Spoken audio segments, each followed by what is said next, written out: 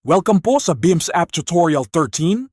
Sa video na ito, pag-uusapan natin ang Statement of Receipts and Expenditures Management Tile or SRE Management Tile ng BIMS App. Ang SRE Management Module ay isa sa pinaka-importanteng financial modules ng BIMS. Ito ang ginagamit para i-manage ang official statement of receipts and expenditures ng barangay. This module serves as the primary financial consolidation and reporting engine of BIMS. Ibig sabihin, dito kinokolekta, inaayos, kinoconsolidate, at ginagawang official reports ang financial records ng barangay. Sa main dashboard, makikita natin ang tile na Statement of Receipt and Expenditures Management. Kapag binuksan ito, dadalhin tayo sa Statement of Receipts and Expenditures screen.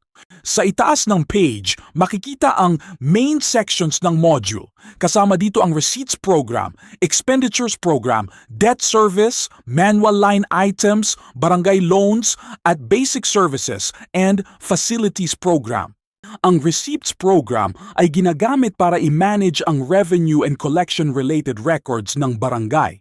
Dito pumapasok ang mga financial records tulad ng real property tax collections and general collections.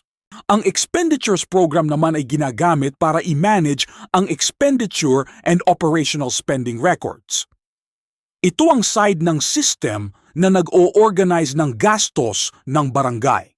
Meron ding Barangay Loans, which tracks loans and financial liabilities. Ang debt service naman ay ginagamit para i-record ang debt payment obligations. Ang manual line items ay ginagamit para sa supplemental accounting entries. This is helpful kapag may financial entries na kailangang idagdag manually but still need to be included in the official reporting structure. Kasama rin ang Basic Services and Facilities Program, which integrates barangay service-related expenditures into the financial workflow. Another important part is the integration or generate function. Ito ang ginagamit para i-consolidate ang data and generate official SRE reports. Meron ding archived SRE reports where historical generated report versions are stored for future reference and audit purposes. Mahalaga ang context-aware workflow ng module na ito. Before performing transactions, the user must first select the correct active receipts program or expenditures program. All succeeding tables, child records, consolidation operations, and report generation processes will operate within the selected program context. This prevents accidental mixing of fiscal years, reporting periods, and financial records.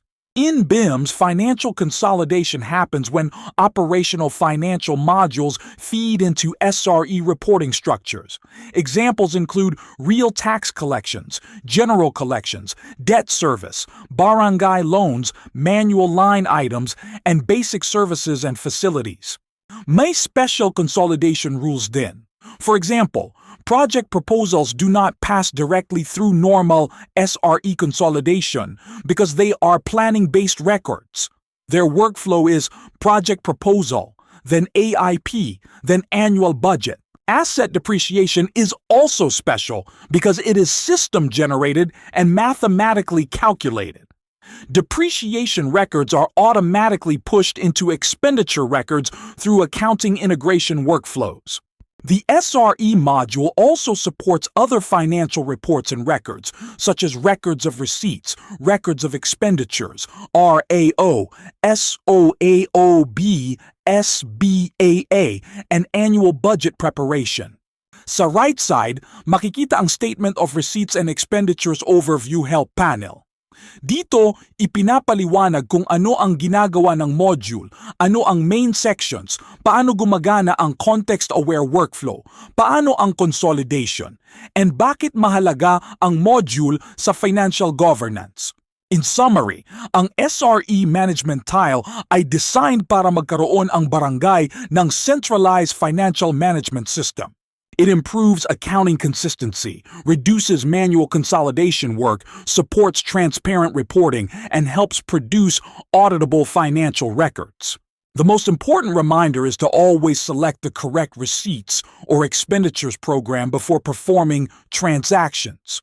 Consolidation operations affect official financial reporting outputs, so only authorized users should perform financial integration and report generation processes.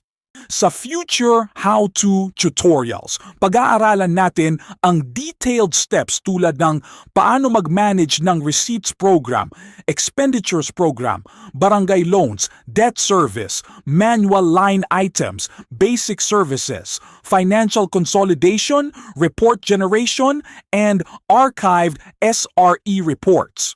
For now, ito muna ang overview ng Statement of Receipts and Expenditures Management tile. Pwede nyo rin pong subukan ang BIMS App mismo. Punta lang po kayo sa BIMS website portal, https://epfcomposite.com, tapos i-click ang Launch BIMS App button. Pagkatapos po, lalabas ang login page. Para makapag-login pansamantala, gamitin lang po ang login credentials na nakasulat sa itaas ng login page. Ang BIMS App po ay online daily from 8 a.m. to 8 p.m. for evaluation.